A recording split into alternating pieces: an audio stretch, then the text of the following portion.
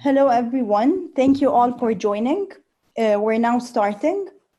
We'd like to welcome you to our third webinar on our PET MRI series on the occasion of opening our newest branch in New Cairo. The first webinar discussed the neuro application. The second webinar discussed the oncological applications. And today we're discussing musculoskeletal head and neck applications. We're announcing also the opening and officially operating New Cairo branch. It offers fully fledged radiological services, and it's equipped with the state-of-the-art equipment covering all departments and all radiological services, including PET MRI, PET CT, CT, MRI, X-ray, and all the other radiological services.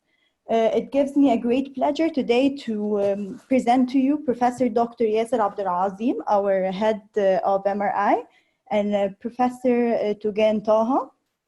They will be covering the musculoskeletal and head and neck applications. Dr. Yasser Abdelazim will start with an introduction, and then we'll cover the PET MRI in musculoskeletal, oncological, and non-oncological diseases.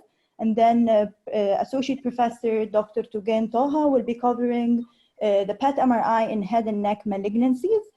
And meanwhile, while they're speaking, please prepare all your questions. And then when they're done, we'll be opening the floor for all the questions. Make sure you mention your name in the chat, and I'll call that you have a question. Or you can either type your question in the chat, and I'll make sure I'll read it out to the group, and then it will be answered by either Dr. Yasser or Dr. Togan. Dr. Yasser, the floor is yours.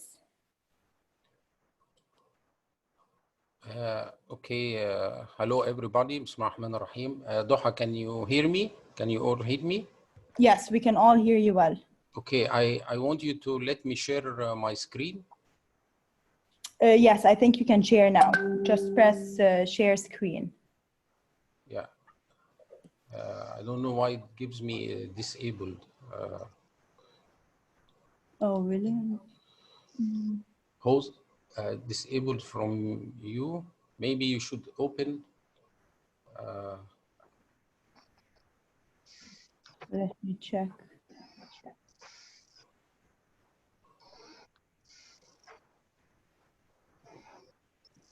It's allowed, I think. Can you try again?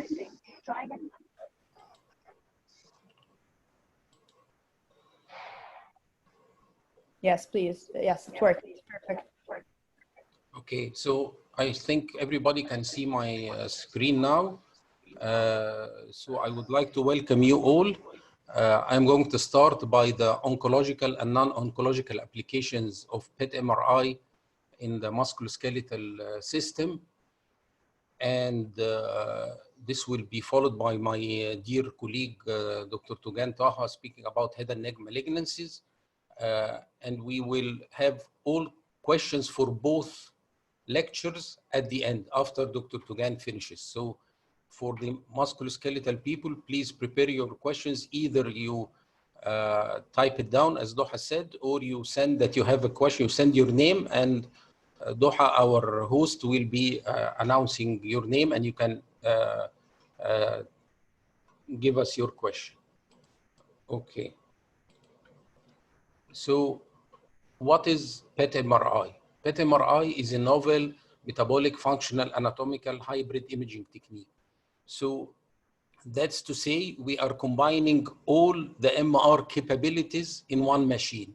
We get anatomic or structural imaging, which we all know and are accustomed to in musculoskeletal applications. We get functional data, like we get data from diffusion, perfusion, and spectroscopy. And last but not least, we get the metabolic data of the PET. So in one-stop shop with the patient having one examination, you can get all the pertinent information you need. Now, the machine looks like this. It does not differ from an ordinary 3 Tesla MR machine. Of course, the PET MR, the MR part has to be 3 Tesla. So the PET components are integrated inside the gantry, and the patient lies down and goes inside the machine, and we are doing it as a normal MR exam, taking all our sequences, and while he is scanned as MRI, the PET data are collected with it. Of course, this is preceded by the patient 1 hour before being injected by the tracer like FDG or whatever, as we all know from PET-CT. Now, as I said, we have superb soft tissue contrast of MRI using T1, T2 fat suppressed pre and post contrast, giving us anatomical structural data.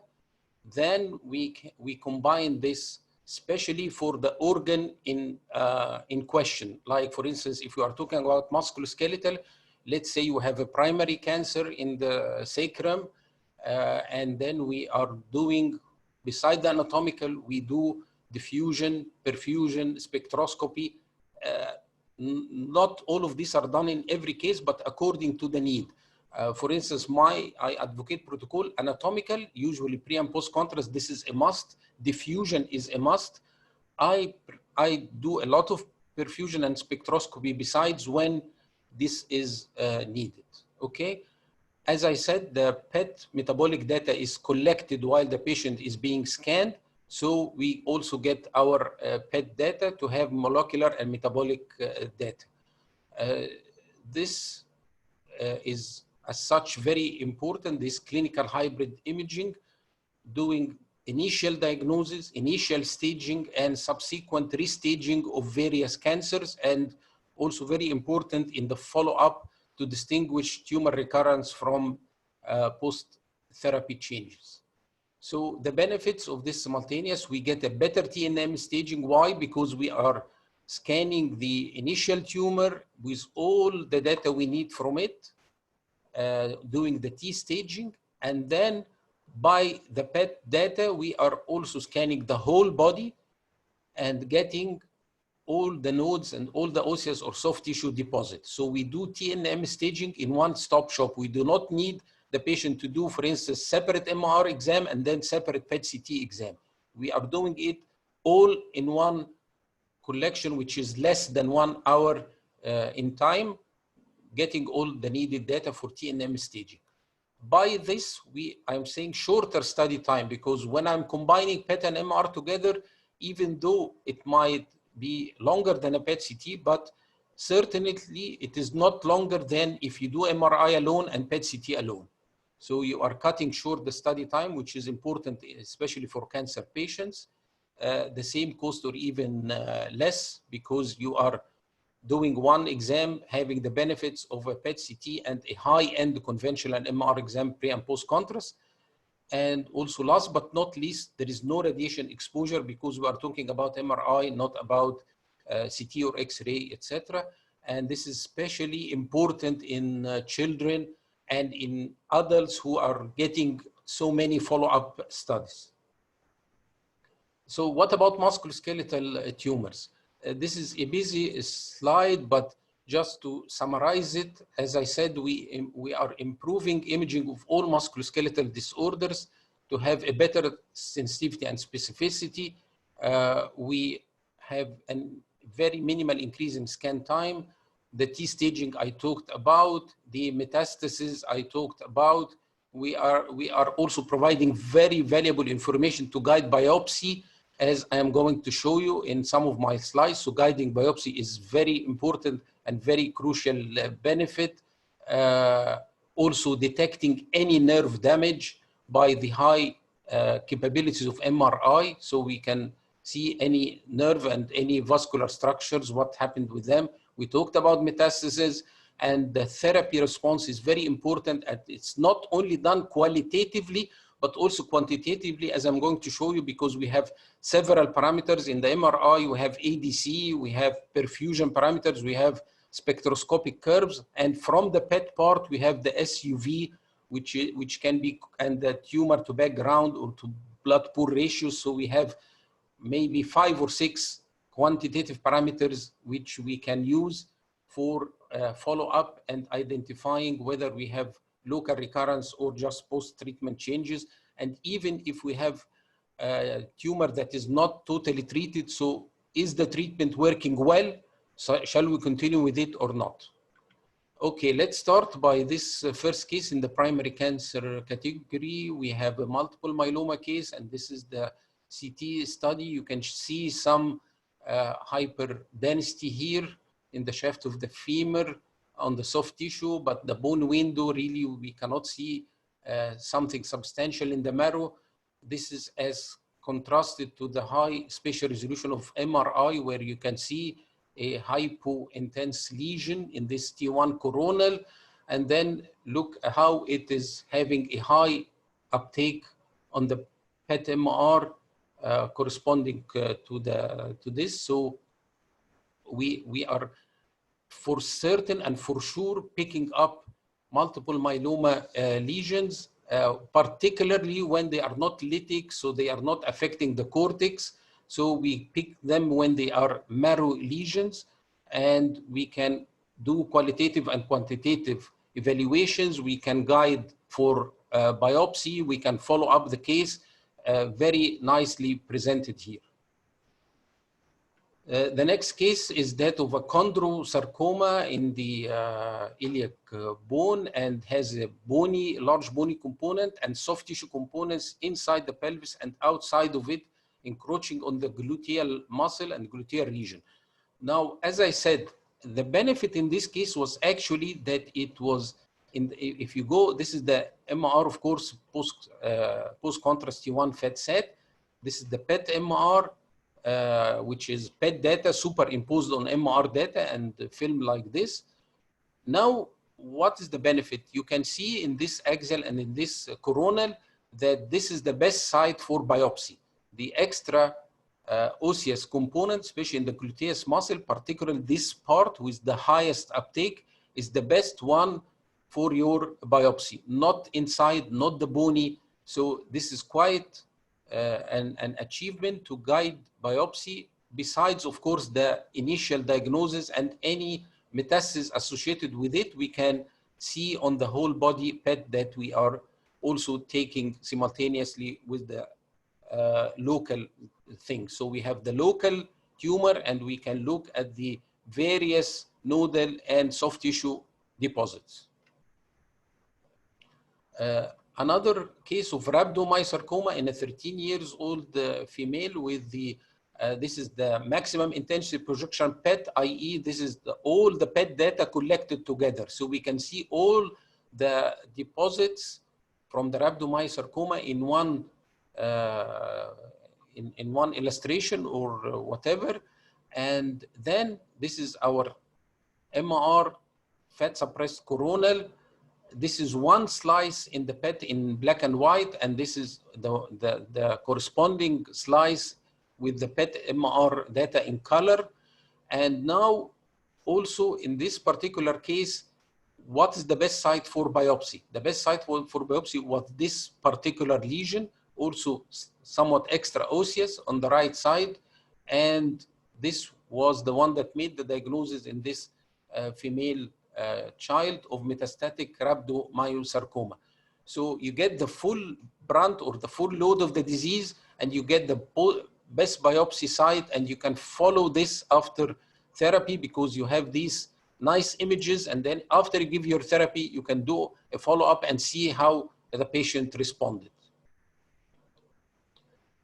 Peripheral nerve sheath tumor is another entity, as you can see here, also in the pelvis on the right side. We can see the very avid high uptake of this soft tissue lesion. This is the big soft tissue lesion, but the most avid parts are here anterior and to the left, and also on the right side, somewhat posteriorly. Very good guidance for your biopsy, and you get the whole disease. And then as I said, we measure the SUV, we measure the ADC. We have a lot of measures which you can do to follow up the case and monitor response to therapy. I'm going to show you actually two cases which we did. This was a patient who had left inguinal pathologically proven sarcoma and received the therapy, and now coming for a follow-up. In this old age male, we had the post-contrast T1. Here we have a moderate sized soft tissue lesion with intense heterogeneous enhancement and areas of breaking down. This is the PET superimposed on the MR, showing this very high vivid uptake in this particular location, and also in the coronal PET images, the same thing. And we also had our dynamic time intensity curves with rapid uptake, relatively rapid uptake, followed by rapid washout. So all this is indicating that this is actually viable tumor in this particular location, left inguinal extending to the root of the penis. Not only this, but because we are doing the whole body, we picked up other lesions like here, this one at the left anterior abdominal wall on the T1 MR and on the ADC of diffusion MR. And then by the PET, it's also confirmed, and we can get the dynamic curve and we can get the SUV measure. So a lot of work qualitatively and quantitatively. And look here for the whole body PET, black and white and colored, and all these things that are having the high uptake, whether over here or over here, are all metastatic lesions from this rhabdomyosarcoma, but nothing above this level. So the rest of the body was free. This is an example of what we do. As I said, qualitatively, it's a busy slide, but this actually, we do all this stuff for all the lesions that we discover. We have an ADC for diffusion denoting cellularity. And as you know, the lesser the value, the more aggressive is the tumor, because this indicates higher cell packing and higher grading. So in the inguinal, in the initial inguinal mass 0.8, this means more aggressiveness than, for instance, when we have 1.7, okay? And this is for the lymph nodes. We had dynamic curves giving their types, with type 3 being the malignant type. The PET data, we have the SUV max correlated to the metabolic rate and also to the body weight. And so we have different methods of measuring whether you are giving measures from the MR data or the PET data, all combined together to be used for follow-up. Moving to metastatic deposits, this is also a case which we did. The patient had radical prostatectomy, but unfortunately he had local recurrence, and not only this, but he also had this remarkable widespread metastatic disease all over his spine, and also in the femur and in the iliac bones and elsewhere. So very heavy metastatic load, which we can pick up. And we know that these are actually active osseous deposits. They are not dormant, they are not sclerotic, because they have this high uptake. And also the same patient confirming that this has been progressed from 2019. This was his PET CT, and now this is his PET MR in April 2020, confirming the remarkable progression in the osseous deposits. And even you can see this large one here in the shoulder region. And as I said, he had also hepatic deposits beside the osseous deposits, and we did a lot of measures, like, as I said, ADC, SUV max, etc., to be used for the follow-up. Another case which we did, this is actually the breast in the axial. These are the two breasts in the axial view. This is the left breast in the corona, in the sagittal view, in the sagittal view, we can see this posterior near axillary mass, which is recurrence of the breast cancer in this location with very high vivid uptake. So we have a recurrent breast cancer, but unfortunately, not only this, the patient had lots of osseous deposits all over in all these locations all over the body. And in one exam, we can evaluate the local thing, the breast, and we can evaluate all the osseous or nodal deposits all over the body, as we did in this particular case. And we also get measures for them. We also did an interesting case, because this was a primary liver cancer, which we were somewhat calling it a cholangiohepatoma, and which had a large necrotic center. It's in the left hepatic lobe, and the most aggressive part was to the right and especially posteriorly where there is the highest uptake. Okay, but this high-grade malignant liver cancer not only was local, but also had deposits to many places and nodes and etc. But strange enough, we also picked up deposits in the muscle. So that's why I'm putting in this musculoskeletal lecture that we had muscular deposits like here in the gluteal region and the posterior abdominal wall, and we also measured the various SUV and EDC for them. So liver cancer with osseous and also with muscular deposits. Now, for the non-oncological applications of PET MRI, we have the standard tracer that we use, which is FDG tracer. There is also sodium fluoride tracer. FDG is more done for inflammations and infections. The sodium one more for probing bone remodeling. And so we can evaluate the non-oncological musculoskeletal diseases, especially subtle ocal stress fractures, osteoarthritis, rheumatoid, metabolic bone disease, osteomyelitis, and spondylodiscitis. I have highlighted imaging of pain genetics in red because actually I don't have a slide for it, but this is a new thing in the arena where patients have this ambiguous pain somewhere, and then there are certain tracers that you can inject, but these are special tracers, not the FDG, to be frank with you, which can go to the painful part and lodge there. And when you image, you know exactly where is the exact site of the pain, and so you can deal with it by local therapies, something to inject, etc. So this is one of the major advantages of PET MRI, and if some of you would like to work with us, we can certainly try to bring this special tracer to be pain seeker.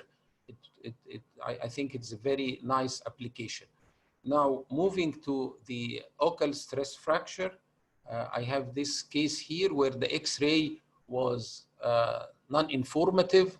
On the MRI, we can see on the CT, I mean, we can see a fracture line, but on the MRI, we can actually see that the posterior aspect of the calcaneus has signal alterations, but also the cuboid bone has signal alteration, not apparent by CT because it is purely in the bone marrow. And then the PET MR is even best highlighting these areas of higher uptake and also something at the anterosuperior aspect of the calcaneus. So for this, whether it's stress-induced or it is traumatic-induced, whatever, you can pick up the why the patient is complaining with a high degree of certainty using such PET MR tracers. And you can see that not only the part that might be painful, you can pick other parts that are also causing the problem.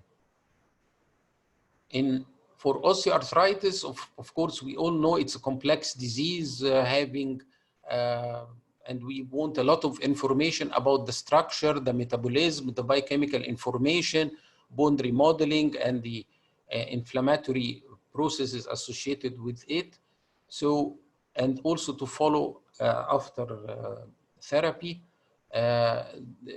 This is particularly PET MRI is important to assess for the soft tissues like synovitis starting to cause cortical damage and then bone marrow lesions. And you can see beautifully here how we can, in PET MRI, we are picking up that the cartilage abnormality not quite seen on the MRI, and also the early synovial inflammations. This is, of course, a grave case, but let's say the patient is just starting to have it, so we only will have the uptake in the synovial parts over here. Another case showing how with PET MRI we can know the full story and the full disease, synovial, cartilaginous, cortical bone, bone marrow, etc. And we know the full brunt of the disease to be used for follow-up. And we can also obtain several quantitative measures, as I mentioned, to be used for follow-up to monitor response to your therapy. So, for instance, the SUV was a certain number, after treatment becomes a lesser number. This means good response to therapy. Another case of also here, showing the early synovial involvement, as I told you, that this is quite early synovial involvement over here, which is picked up by the PET studies, but not quite apparent on the MRI itself. And also another example over here, synovial cartilaginous involvement early on the disease, picked up by the PET study to be used for follow-up. Post-traumatic osteoarthritis also we can be used in it to see the full deal with the disease and the what is really affecting it. Let's say this on this aspect, we have a very big or high uptake, but on the convention MR, maybe we will miss the other parts over here on the other side, which are beautifully demonstrated and looked upon by the PET MR data. For rheumatoid arthritis, also complex disease with erosive synovitis, cartilage destruction, etc. So, and eventually underlying bony destruction.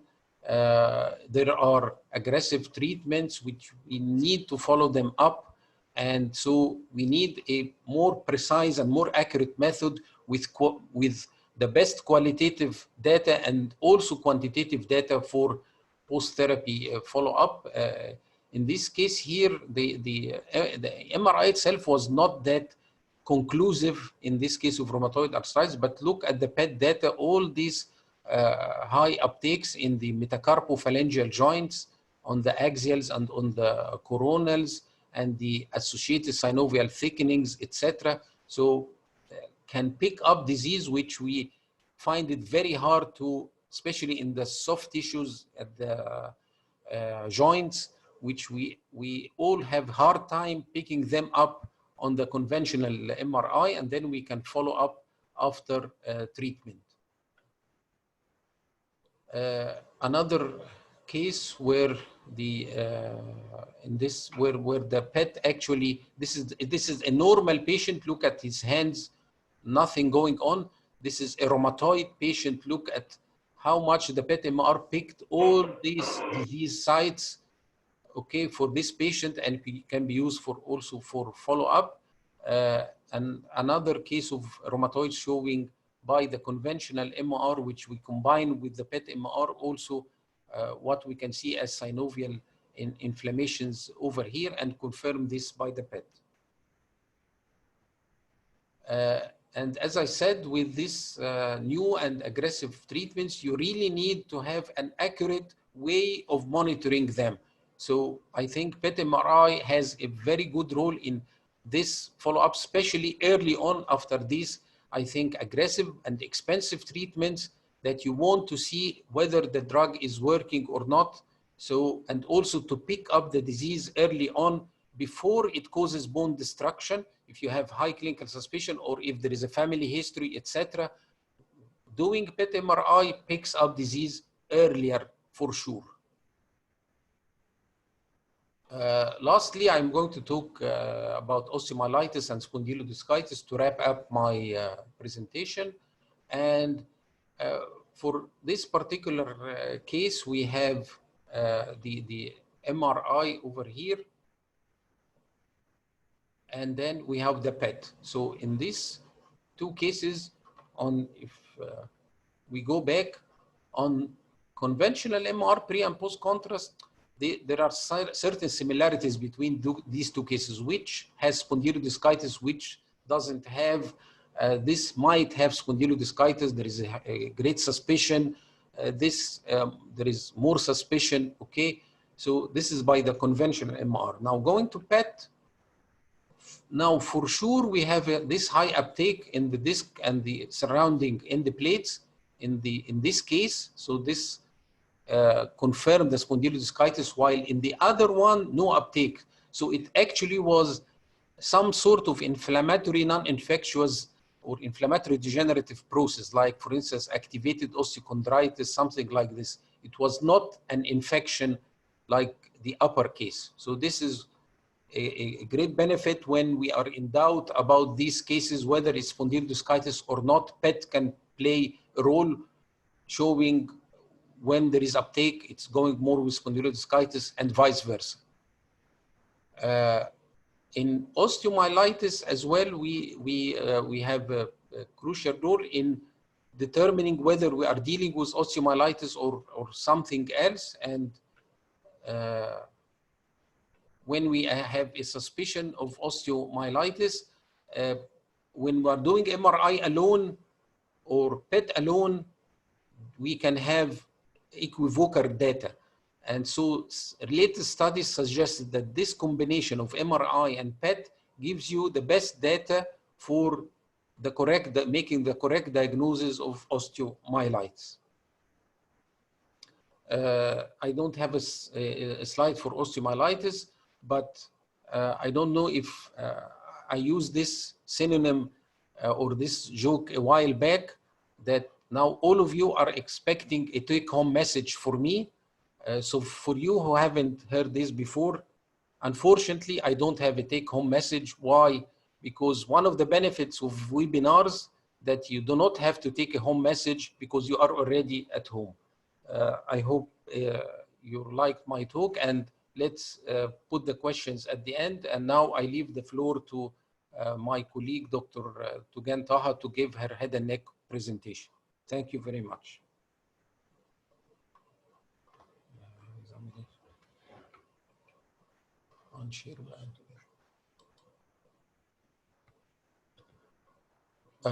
Okay, Dr. Togan, I stopped sharing my my screen. Are you ready with your talk? أيوة أنا جاهزة يا دكتور ياسر. Okay, can you share your screen with the audience? تمام كده.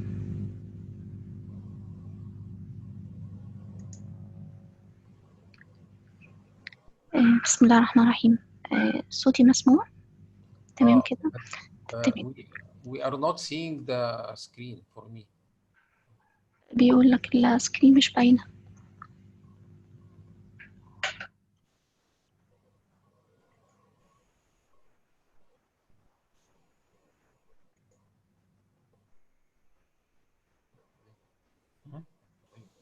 امال فين هي؟ طب عندهم ها؟ طب فين؟ اوكي اعمل انا ايه؟ طب انا عايز اشوف. Dr. Togan, we can see your screen. I think it's just loading the presentation. Okay. But can I start? Can you click on it? Can you click on it? Okay. بتقول لك ايه شايفة بس ما شايفة بس عايزين تبان.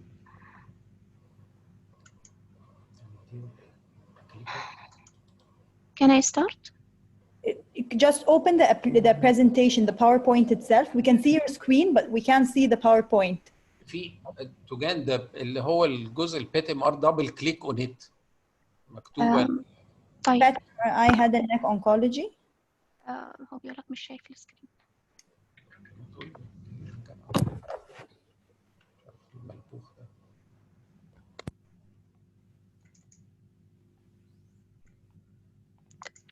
double click on head and neck MRI oncology.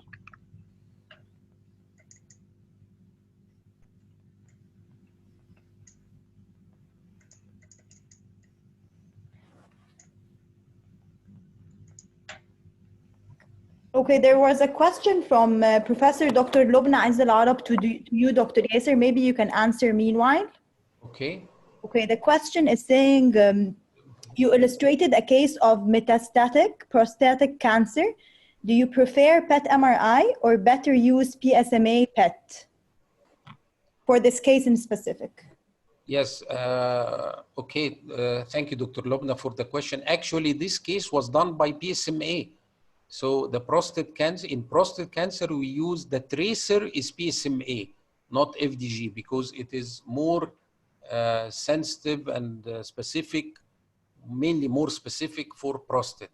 So all the case was done using PSMA, including looking for the local recurrence and looking for the deposits all over the body. So we use FDG for most cancers, except prostate cancer, we use PSMA as a tracer, not FDG, for the local and for the distant. It can bring you both of them. And DOTATAT for neuroendocrinal tumors, entities like meningiomas, etc. And also some tracers for the brain tumors like FET and meso, which are more specific for brain tumors. So it's a PET MRI, but using PSMA. Okay, I hope this is... Yeah, and a follow-up question that she had, she was asking at what level of creatinine clearance is considered as contraindication for PET MRI? For PET MRI, there is no contraindication for the creatine clearance. It is the same as the actual MRI. If the patient has some sort of renal impairment, and because we are doing simultaneously MRI with contrast, so we are putting the same guidelines as we put in the MRI, that we do, if he has a renal problem, we do not inject the intravenous contrast. Okay, but we can go ahead and do our MRI without contrast. We can do the MRI without contrast, but so the study would be a little bit suboptimal. So we can do the T1, the T2, the diffusion, and get the PET data simultaneously. So it's the issue is about having the intravenous contrast of MRI. Thank you, Dr. Yasser and Dr. Lobna for asking. Dr. Togan, we can see your presentation perfectly now. You can go ahead and start, please. Thank you. بسم الله الرحمن الرحيم. في البداية برحب بكل أساتذتي وزمايلي الموجودين معايا النهاردة. My objectives will be about the established rule of PET-CT in the head and neck cancer. Do we need PET MRI in the initial staging or surveillance protocols? What about the pulmonary nodules? Are they still weak points? While using the PET MRI, are we still in need to add other multi-parametric MR techniques? الحقيقة أنا عايزة أبتدي ب the established rule of the PET-CT in the head and neck cancer. PET-CT is important for staging difficult cases where clinical evaluation and other imaging modalities are equivocal, detection of occult primary tumors in case of metastasis of unknown origin, assessment of post-treatment response and differentiating relapse from post-treatment effects, assessment of patients with a high risk of disseminated disease as in advanced locoregional disease and primary tumors with a high risk of distant metastasis, whole body imaging technique. It provides additional information on second primers within or outside the neck. طيب السؤال اللي بعد كده, do we really need PET MRI? The PET-CT is highly sensitive in detecting the head and neck cancer. However, it offers no advantage over the contrast-enhanced MRI in T staging, particularly if performed with a low-dose unenhanced CT, where it is difficult to assess the tumor extension, especially in the complex head and neck anatomy, spread, especially the perineural tumor spread, and relation to adjacent structures. وأنا بتكلم على اللوكال staging يهمني to highlight the nasopharyngeal carcinoma and the oral cavity cancer.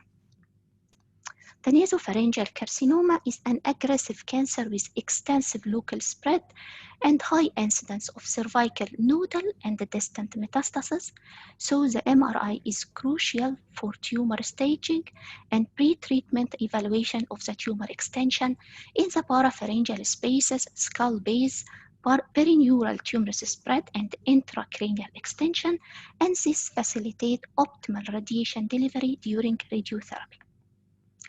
So currently, both head and neck MRI and whole body PET-CT are recommended for staging of patients with nasopharyngeal carcinoma according to the National Comprehensive Cancer Network guidelines. الحقيقة عايزة أبتدي بحاجة early disease وبعدين أبتدي أقول more advanced cases. Here is nasopharyngeal carcinoma with early manifestation. In the PET-CT, there is FDG uptake, but no more details. Here I can detect invasion of the levator and the tensor villi palatini muscle, pharyngobasilar fascia, extension to the parapharyngeal space, and even the prevertebral muscles is affected. Here is magnified views for the affection of the fascia and the parapharyngeal space and the longus colli muscle. This is another case of nasopharyngeal carcinoma. Here the bed is no abnormality, but the CT, the bone window, there is abnormal widening at the inferior orbital fissure. وأنا هكتب الحالة ديت هكتب إن في abnormal widening, and this is indirect sign of perineural spread, and I will ask for the MRI. In the PET-CT, because of the vicinity to the increased physiological uptake at the brain, there is no obvious FDG uptake. لكن في MR, very obvious, there is nodular enhancement at the inferior orbital fissure, and there is corresponding FDG uptake and increased metabolic activity, and this is typical for the perineural tumorous spread. Other case of nasopharyngeal carcinoma, large mass here, but the PET, there is no intracranial extension. The CT, there is no obvious abnormality at the skull base, and the fused images, there is no clear intracranial extension. لو بصينا على نفس البيشنت في MRI هنلاقي في nodular enhancement at the mandibular nerve passing through the foramen ovale, and here is the enhancement with intracranial extension and the corresponding FDG uptake, and this lesion shows perineural spread with intracranial extension. Actually, the marrow affection is very clear and obvious in the MRI, and it is very superior to the CT in this particular part.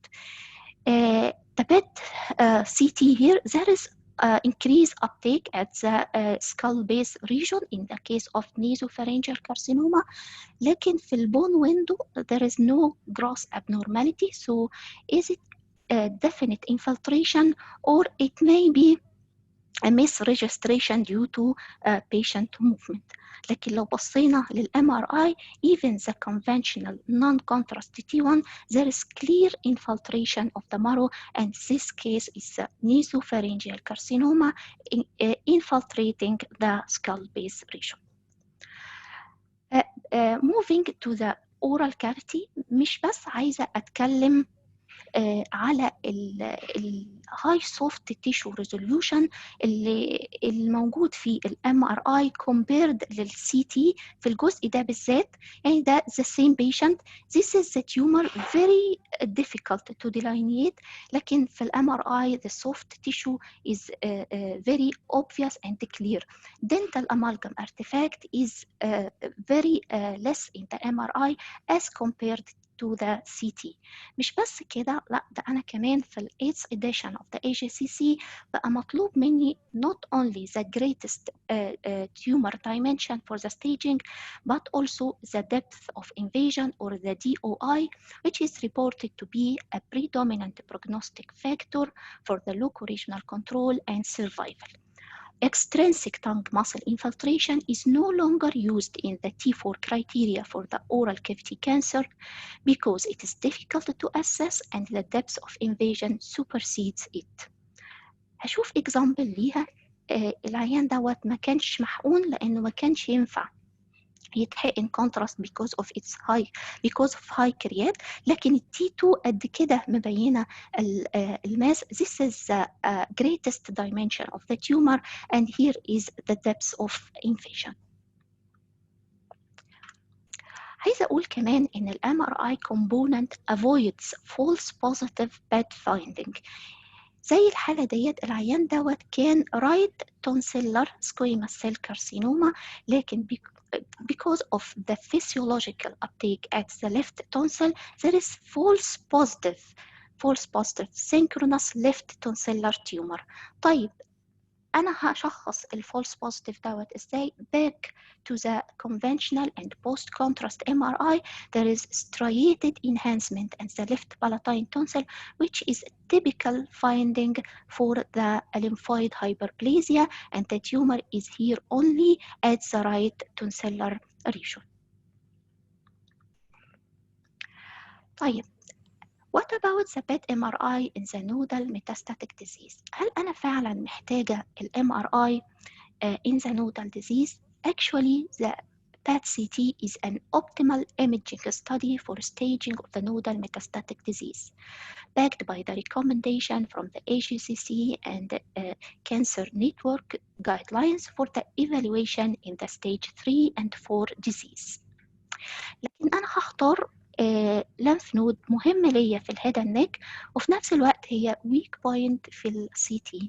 It is the retropharyngeal lymph node which may be false negative in the PET-CT as it merges with the primary tumor. In this case, here is the tumor and we cannot differentiate the tumor from the lymph node. This is the same patient with this is the tumor, and here is clearly the retropharyngeal lymph node appear even in the T2 images, and here is the corresponding MRI. Another case, this is the retropharyngeal lymph node.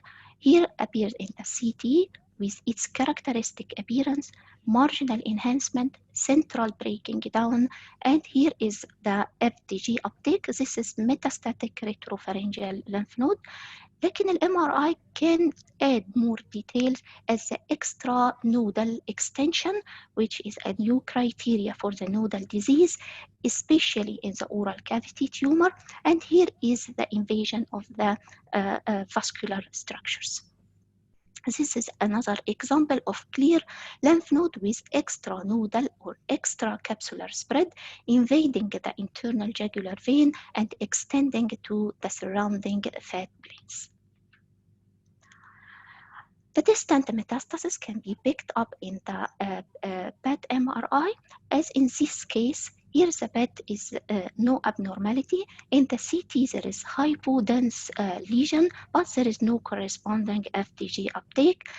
While in the MRI, this is marginal enhancement, and this was a cystic metastatic disease from the primary nasopharyngeal carcinoma.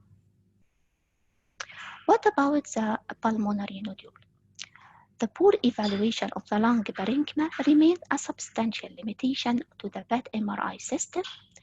The MR detection rate of the large pulmonary nodule around 1 centimeter is high. However, the detection rate of the subcentimetric nodule remains inadequate for clinical evaluation.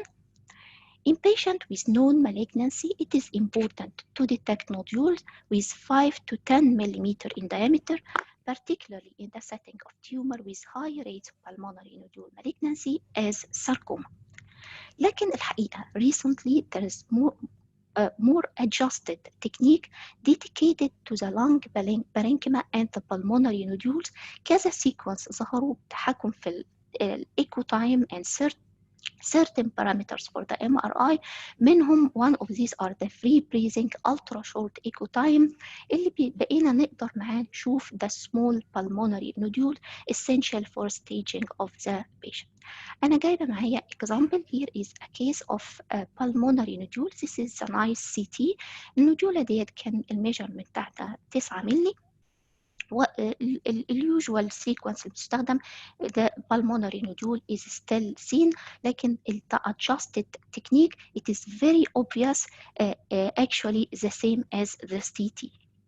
هصغر النوديول أكتر. This is another nodule 4 ملي. It is very nice in the CT. Here in the usual technique it is hardly to be detected, but in the adjusted technique it is very obvious. Smaller nodule is 3 milli. It couldn't be detected, and here it is hardly to be detected. لكن with the adjusted technique I can detect small pulmonary nodule down to 4 milli. What about the multi-parametric MRI? MRI techniques such as diffusion-weighted images and dynamic contrast enhanced along with the FDG PET are used to assess different parameters for the tumor as angiogenesis, cellular packing, and metabolism. Development of non-invasive imaging biomarkers may assist in planning optimal treatment strategies. أنا جايبة معايا حالة هما الكيس كلها ماشية مع بعضها، كل البارامترز ماشية مع بعضها just to demonstrate the idea. right true vocal cord malignant mass كانت نازلة كمان على anterior commissure region. Here the conventional it is malignant with marginal enhancement, central breaking down, FDG uptake. In the diffusion there is marked cellular backing and diffusion restriction, and there is increase in the perfusion parameters. لكن الحقيقة في الريسيرش work في يعني papers كتيرة متكلمة على إنهم independent biomarkers. فأنا لما بعمل multi parametric I am collecting more and more data about the tumor behavior. حاجات المهمة جدا بالنسبة لي في الهيد اند نيك هي post treatment surveillance of the head and neck cancer. Despite the aggressive multimodal therapy, locoregional recurrence appears in up to 40% of the patient, mostly occurs in the first 2 years after treatment. PET-CT is a valuable tool in the post-treatment surveillance، لكن أنا عايزة أقول إن ده true for the negative conditions due to the high negative predictive value. Therefore, negative periodic clinical examination may be complemented by the PET-CT. المشكلة في positive cases لأن في various non-malignant FDG positive conditions may cause increased FDG uptake, resulting in a low positive predictive value. With a relatively high number of the false positive cases, this can result in a potentially unnecessary investigations, interventions, and patient uncertainty. With the recent introduction of the PET MRI, several of these challenging cases in the PET-CT might be solved on the basis of unmatched soft tissue contrast and partly less susceptibility to dental artifact. أنا جايبة معايا حالتين فعلا اشتغلناهم. الحالة ديت كانت قبل ما الجهاز البات MRI يشتغل، كان معمول لها اشتغلتها مع زمايلي في البات CT، وكان معمول لها head and neck MRI. العيان دوت كان Nasopharyngeal Carcinoma irradiated، وكان خد high dose of irradiation. كان في perineural spread للأوربت، لكن بالنسبة لي أنا كانت very low signal في T2، no diffusion restriction، وفي البات CT كان no FDG uptake and this is fibrotic treated mass at the orbit. متفقين على كده في ال MRI وفي البات CT. كان المشكلة عندي إن في abnormal signal في ال right temporal lobe، وكان في corresponding ليها increase FDG uptake. لو لاحظنا ال right temporal lobe هنا مختلف عن الناحية التانية، وكمان كان في abnormal uptake في ال left mandible. Back to the conventional CT. ال left mandible صراحة ال CT هي اللي حلتها، لأن في البون ويندو كان air inside the bone and around، وإحنا كلنا عارفين air inside the bone this is osteonecrosis وفي وجود high dose of irradiation this is osteoradionecrosis. ال MRI حل الجزء بتاع ال right temporal lobe. This is T2 shines through. There is no true diffusion restriction. There is no enhancement at all. And this was a temporal lobe post-irradiation injury. This case, there is no malignancy, although there was FDG uptake.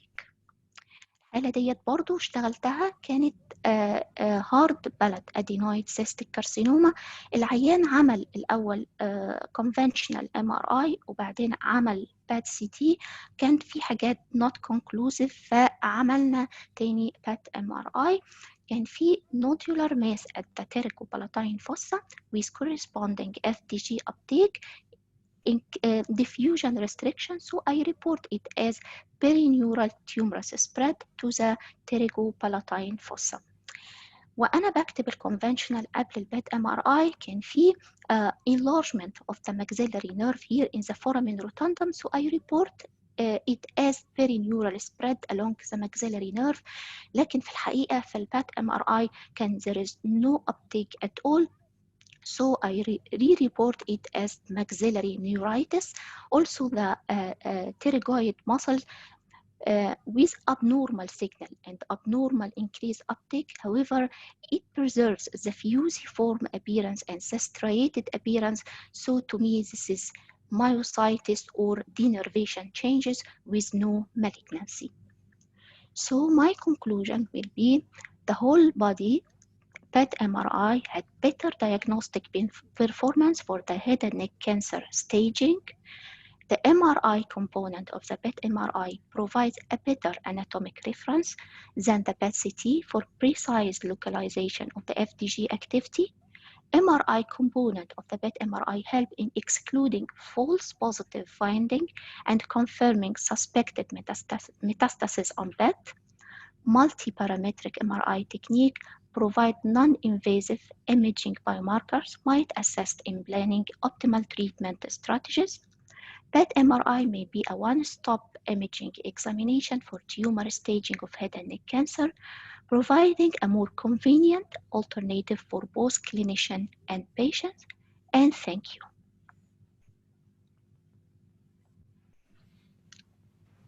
Thank you so much, Dr. Togan and Dr. Yasser, for the great presentations.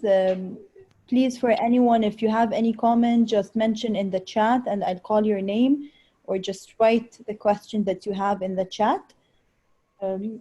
I can give you a minute to gather your thoughts. I just want to mention that this is the first PET MRI machine installed in the Middle East and Africa. So we're very happy and proud about this, continuing on our legacy of innovation and our mission to advance the radiological applications in Egypt and the Middle East and Africa at a broader scale. That said, we would love to host you for a tour in New Cairo anytime and engage in a discussion around the PET MRI and its applications, and its different applications, of course, and its wide reach applications. So please reach out to us and at any time. I leave the email.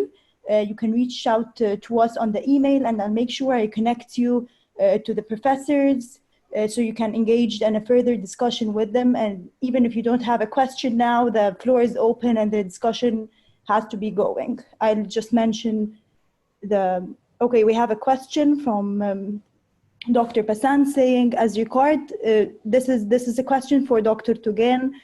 She's saying, as regard to the first question, to the first case of peritomoral spread, why the Lesion FDG avid in PET MRI and not in the PET CT?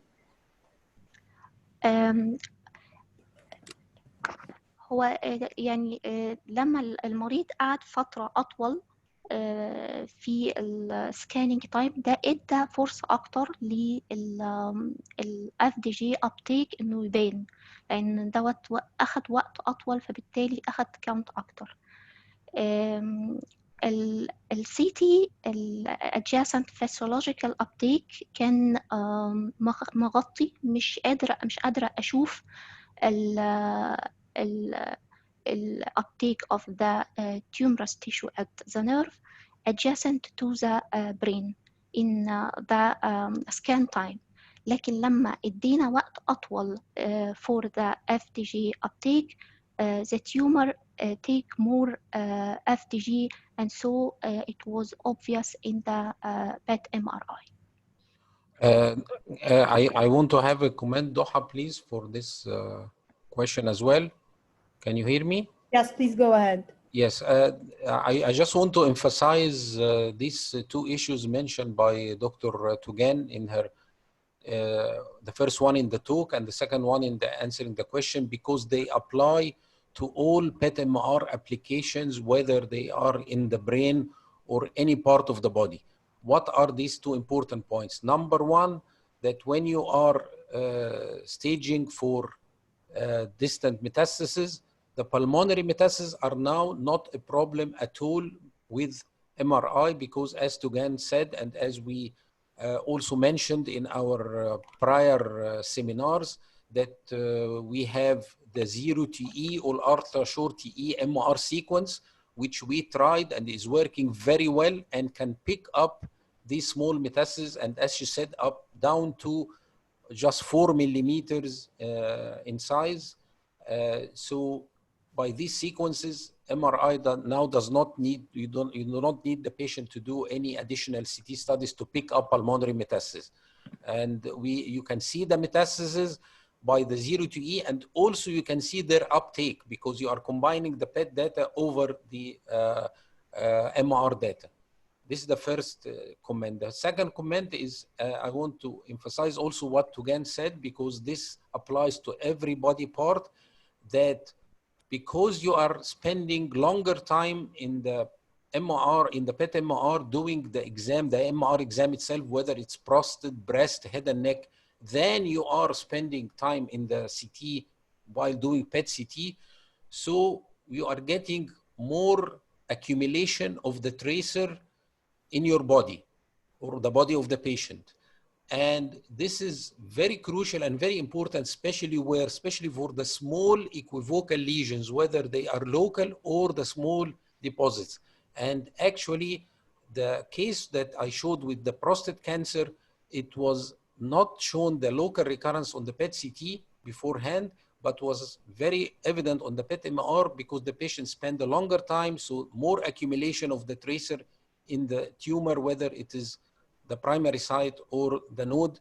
So this is two big advantages of MRI in every body part. Thank you. We have a question from Dr. Lubna Izz-El-Arab. She's asking, thanking Dr. Togan first for the impressive presentation and asking kindly what's the best time post-treatment to evaluate the response in head and neck, especially in organ preservation. 8 أسابيع ل 12 أسبوع دوت هيكون أفضل وقت to avoid the early post-treatment inflammatory response, وفي نفس الوقت to avoid late imaging اللي ممكن يضيع على العيان الوقت اللي ممكن ياخد فيه treatment in case of residual or recurrent disease. Thank you, Dr. Togan. We have another question from Dr. Lubna. Can you differentiate between inflammatory fibrotic lesion post-treatment from early recurrence, as even with PET, still some cases difficult to discriminate? عشان كده بقول لحضرتك إن إحنا لازم بنحط الconventional images وهحط معايا diffusion وهحط معايا PET أو metabolic data. I will collect all the data starting from the morphology. هل الليجن اللي أنا شايفاه دوت ليه كونتور معين، يعني ليه convex margin، ليه ولا هو sheet like or concave. sheet أو concave ده هيبقى ماشي أكتر مع الفايبروزس حتى لو كان واخد enhancement على فكرة. diffusion may help in this appearance. كل الداتا اللي بقدر تو كولكت. عشان كده بنستخدم كذا بايو ماركر زي ما قلنا، مش بس الانكريز اف دي جي ابتيك، لان دوت ممكن يدخلني في فولس بوزيتيف حتى لو انا بعمل بات ام ار اي. لا، لازم امشي step by step starting from the conventional and the contour and the diffusion and the signal in the T1 and the T2 and enhancement and then to the FDG uptake. Thank you, Dr. Togan. I have a question for Dr. Togan, if I may. Sure. Thank you very much for the very, very, very nice informative presentation, Togan. My question is, while during your work and your research for this presentation and otherwise, are there any applications for PET MRI outside the domain of head and neck malignancies in other aspects of the head and neck rather than just the malignancies? والله يا دكتور ياسر، يعني أنا كنت مايندد جدا بالجزء بتاع الأونكولوجي والسيرفيلانس بروتوكول والديديكيتد ستيجنج، لكن أعتقد مثلا لو إحنا هنتكلم في السكال بيز osteomyelitis، بس أنا I have no experience لسه في البات MRI don't know. لكن هو دايما كان الكلينيشن بيسألوني على الجاليوم، وهل ليه لسه رول، وهل احنا في نقدر to detect the activity of the inflammatory process، لأن skull base osteomyelitis بيبقى aggressive disease وبيسيب insult على التيشو، سواء كان السوفت تيشو أو الفازلز أو النيرفز أو المارو. فحتى مع الامبروفمنت بتاع البيشنت بيفضل عندي أنا في السيكونسز بتاعت الام ار some abnormality. لكن هل فعلا الديزيز inactivity أو لأ؟ I guess إن البات ممكن يجاوب على حاجة زي كده بناء على إن هو بتتاخد أكتر أو بيبقى فيه FDG uptake في الانفلاماتوري بروسيس. لكن really أنا اشتغلت الكلام دوت بنفسي، لا لسه ما اشتغلتش بات MRI بره الأونكولوجي يعني. Okay, thank you very much. We have a question from Dr. Rania Hilal. Shall the PET MRI replace the PET CT in most of the head and neck malignancies whenever possible? الانيشال staging حاجة والبوست تريتمنت سيرفيلانس حاجة تانية. الانيشال staging سوبراهايويد تيومر، أنا هفضل إن أنا أعمل MRI كسنجل موداليتي، لأن أنا هحتاج في الانيشال staging الMRI اورال كافيتي، لو طنج مثلا نيزوفارينجيال كانسر، انا محتاجه الفيري هاي سوفت تيشو ريزوليوشن بتاع الMRI عشان اعمل لوكال ستيجنج. وفي نفس الوقت لو انا هعمل العيان دوت بات ستادي، خلاص خليها سنجل موداليتي يبقى بات MRI. لكن لو انا في الانفراهايويد نيك كانسر لارنكس مثلا، ف ممكن ابتدي بالسي تي، هي هتجاوب على معظم الأسئلة without the need of PET MRI with long time يعني. لكن في السيرفيلانس أو في البوست تريتمنت بيخش معايا يا رانيا الفايبروزيس اللي بيبقى موجود والبوست تريتمنت إفكت، ودوت السي تي الريزوليوشن بتاعه ما بيبقاش كويس. ما بتقدريش ابدا تحددي او ما بتبقيش واثقه من الكلام وانت بتكتبي ان ده لا ده فايبروزس او ده ديفينيت ريكورنس. بيبقى دايما في نسبه شك ان دوت ممكن يكون بوست تريتمنت تشينجز. فلو العيان دوت خلاص خلص التريتمنت بتاعه واحنا هنتابع بعد العلاج، لا انا افضل انه يعمل بات MRI بدل ما يعمل بات سي تي. Thank you, Dr. Togan. We have a question from Dr. Murad saying, what's the average examination time? The average examination time really depends on the MRI, not the PET, because as we said, the PET is taken all the time while the MRI is performed. So I would say in average 30 minutes to 45 minutes according to whether what we are adding to our T1, T2, fat set, diffusion, etc. post-contrast. If we add something else, so basically 30 minutes. If we want to add something else, we might go up to 45 minutes as an average time for the examination to get all this information locally and distantly.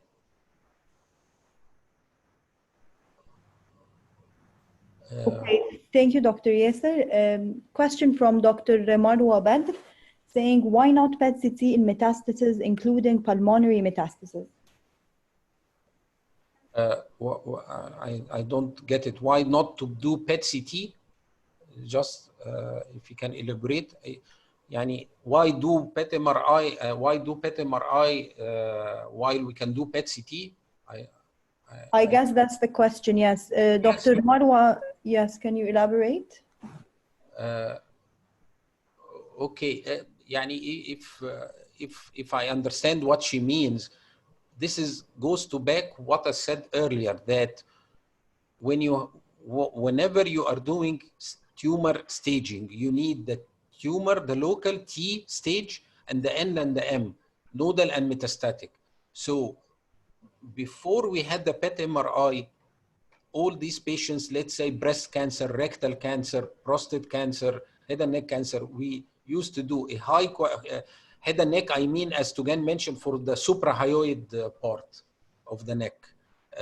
We used to do a good high quality MR exam before and after contrast for the initial tumor. And then the patient will go for a PET-CT for the nodal and metastatic. Now we can get all this information in one time. So during the time when he's doing the MRI for the tumor staging, we are collecting data from all over locally and from all over his body. So we get all this data in one exam instead of two exams, two different occasions, two different injections, etc., etc. Big hassle for the patient and the clinician. And the problem was for the, as you said, for the pulmonary, that before maybe 2 years back, MR that did not perform as well in picking up pulmonary metastatic deposits. Now we have the 0 to E and ultra short E sequences, which can do this very well. And so we do not need to do two studies. We can do one study alone. I hope I answered the question.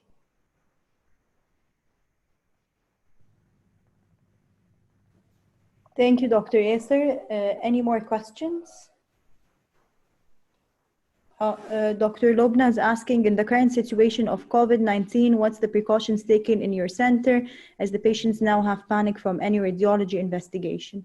Now, I think this question is for you, Taha. Okay, Dr. Lobna, we're taking the utmost precautions. You have no idea how much we're doing full investigations before any patients go in the center. We make sure they don't have any symptoms. We make sure everyone is wearing masks, and we do complete taqim for all the machines, even between the patients and between each patient. And we have also a professional service company that comes every day at night and do full sterilization for all the equipment and all the machines and all the floors and all the surfaces and everything, just in case. And of course, now we're even implementing more precautions, especially on the CT, given that we have a lot of patients coming in for the chest CT. So we make sure we do this between each patient. And of course, all the staff and all the people in the center are fully equipped with the face shields, with the masks and everything. And we make sure they have the sterilium everywhere, and we're taking utmost precautions. And hopefully everyone stays safe, and hopefully this goes away soon. If I can add, Doha, also for Dr. Lobna, that for our staff, we are screening them by CT, because we have like 4 or 5 CT machines. So we are and going to screen. We started and we are screening all our staff by CT chest, of course for free, because they are our staff. And if anybody has even the slightest doubt, he can go in the CT machine right away. And Of course, they send to us as the professional radiologists their CT right away. We look at it on our WhatsApp in the same moment after they finish, maybe by 5 minutes, we can see what's going on and give a quick, precise decision whether the patient has COVID, and we categorized and staged it according to the CORADs. We are using now the CORADs. We are using the severity of the disease pattern. We have structure reporting. I'll be very happy to share it with you. So we are taking every precaution we can think of to protect our patients and the staff, of course, who are working. Even we got a praise from Professor Dr. Adel Khattab, professor of chest in Ain Shams University. He talked with Dr. Wahid Tantawi and said that he is following what we are doing, and he is amazed by the effort and the expenses we are providing to protect the patients and protect the staff. Yes, we even did something called the Code Red, just making sure that if any patient has any symptoms, we initiate something called the red code between the employees, and they all understand how to deal with a patient with symptoms and make sure they are away from the other patients and make sure they're isolated so they don't, hopefully it's contained before it gets worse. And of course, we limit the number of visiting, accompanying people with the patients. We limit it to only one person per patient. So at least we limit the number of walk-ins as well in the center. And hopefully we contain it as well. We have a question from Sarah Hussein saying, Dr. Yasser, we need to know more about the CORADs. Okay. The CORADs is like the BIRADs and the PIRADs. It's actually, now we are shifting from PET-MR to chest. It does, okay, I am ready. So with CORADs, you have a staging according to the CT findings, where CORADs 1, you are not suspicious at all of the patient having COVID. CORADs 2, there is a low suspicion when he has some abnormalities which are consistent with infection, but not that typical for COVID. CORADs 3, indeterminate. You have abnormalities, but still you are in doubt whether it's COVID or not. Now, when we go to CORADs 4, this is we call a high suspicion, because the abnormalities are highly suspicious. They are peripheral. They have the crazy paving pattern, perihilar haze, etc. And the CORADs 5 is the very high one, which is the typical for COVID. CORADs 6 is 5 plus a PCR positive. Now, not only this, you can also, because this CORADs is for the suspicion. So you are saying whether you have indeterminate suspicion, high or very high. I also added to this the degree of severity. Mild to moderate, if you have less than 5 lesions and each is less than 3 centimeters. Moderate to severe, if you have more than 5 lesions and at least one of them is more than 3 centimeters. The severe type is B plus consolidation and architectural distortion. So I hope I answered. Of course, this is recorded, so you can, Doha will send the recording to everybody, so I hope you can know it, and you can email me or something. I can send you our structural report, because it has something else about the CT findings themselves, which are for us as radiologists. So I don't want to bother.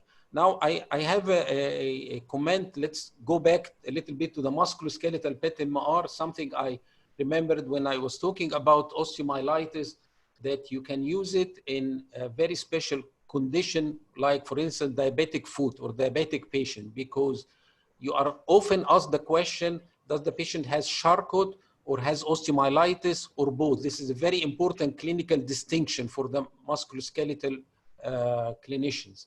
So with PET-MRI, the osteomyelitis will have a special pattern of uptake because there would be an abscess, a track, more edema, more bony affection, while a more diffuse bony affection in certain areas. While with the Charcot, especially with an active Charcot, the bearing point is transferred into, because he loses the pain sensation, the point of highest uptake becomes at the anterior aspect of the calcaneus and the related posterior part of the cuboid. So when you see the uptake localized in this part, it's going more with Charcot. In other parts, it's more with osteomyelitis.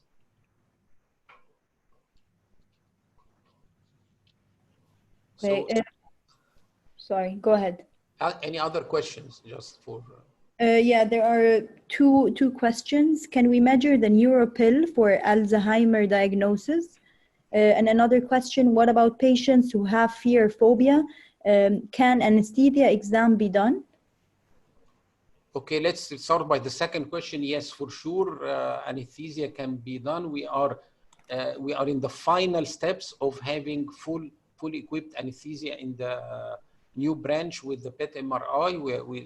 We like covered maybe 9 steps. We still have the last and final step, and even we are getting a special MR compatible monitor, which is so expensive, but we are actually getting it to be having the highest quality for our patients, to have an MR compatible monitor monitoring the oxygen saturation and all the vital signs immediately for the anesthesia doctor who is monitoring the patient. So rest assured, this would be a full service very soon, inshallah.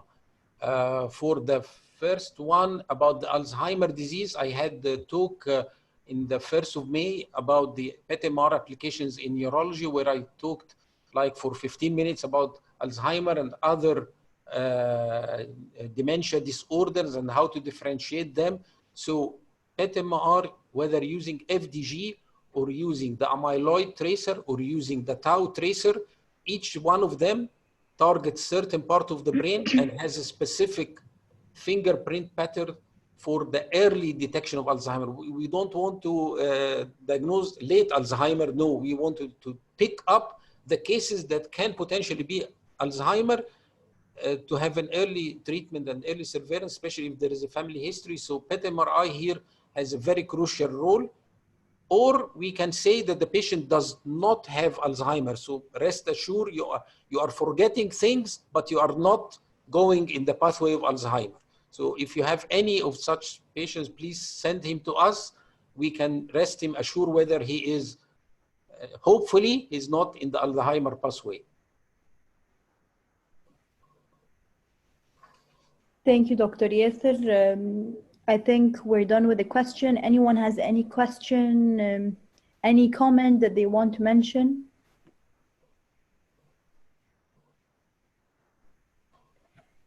Of course, as I mentioned before, the discussion doesn't stop here. Please feel free to reach out to us on the email mentioned, medical_info@misradiologycenter.com. And of course, if you'd like to have a copy of the recording, please feel free to reach out on the same email as well, asking for it, and I'll make sure I'll send you the link. It takes around 24 hours to 48 hours to actually be to be ready on the Zoom recordings. So I'll send it when it's possible right away. Any more questions? I'll write the email one final time as well. medical_info@misradiologycenter.com. Dr. Yasser, any concluding notes from you or Dr. Togan? No, thank you. I just hope that we have now covered most of the applications of PET-MRI in 3 webinars, starting with the neuro applications. I have the lecture. I can share it with anybody who would ask me or ask Doha for it. Then on the 8th of May, we covered body MR oncological, speaking about liver and pancreas, then about the breast and about the prostate and the rectum, as well as covering the uses of dotatate in neuroendocrinal tumors all over the body. And this session was advocated to musculoskeletal PET-MR applications, whether oncological or non-oncological, and to head and neck applications, especially the oncological part. And so I think by this, we covered most of the PET-MR applications. We just hope that we all increase our learning curve by your referrals, which will help us help the patient and hopefully help the medical situation. And I thank Dr. Lobna for her nice questions, and especially the concern of the COVID. And I hope everybody would be safe and comfortable coming to us. I can assure you we are doing our best to avoid any infection by this disease, and hopefully it will end soon. Thank you very much. Great. I think this concludes our webinar for today. We look forward to having you in other webinars, of course, we'll be doing in the future. And as I said, we would love to have you for a visit in the new Cairo branch, as we're very proud to launch it, and it's really fully equipped with very advanced machines.